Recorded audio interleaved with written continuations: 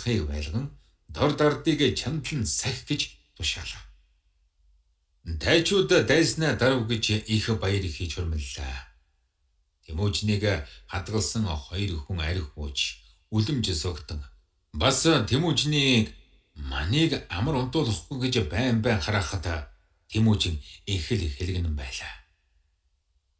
Шөнө оргуул бас хулгаагаар ирж алхахыг бэлтгэж байхыг Тэмүүж мэдээд тэсгэлгүй тэнгэр эцэг гэж дуудан гардах гаман мултмш гэж хөлдөх дөнгөө нэгэнтээ өшгөлсөнд дөнгөө сэдвсэрлээ. Тэмүүжин дөнгөөр сэгсэн хүний толгойг химэх цохиж дутаа. Нөгөө нэг хүн хулгай дутаа гэж байрхрын зочин ирсэнд Тэмүүжин баруун хөлөөр аюулгайг нь онлон нэгэнтээ өшгөлж унгагаад цаашаа дутаан гарч нуурын усанд өсрөн орж толгоогоо гарган хэвтлээ.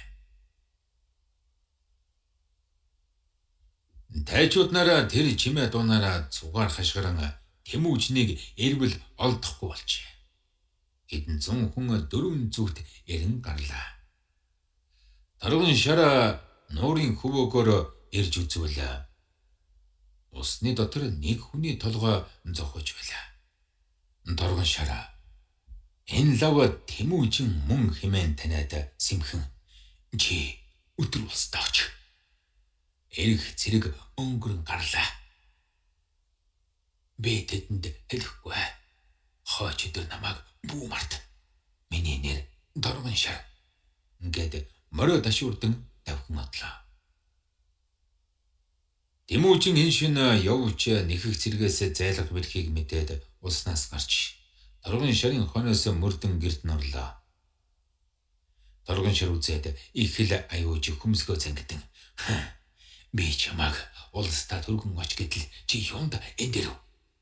Гэтэд мэдвэл миний гэрийн хотлоор цөм өөх болно гэсэнд ихгүй чулуун яран эцгийнхээ зүг болжмор бутанд шургаад гардаг шүү. Боржгодын өрс Тэмүүжнийг юунд буцаа суугаа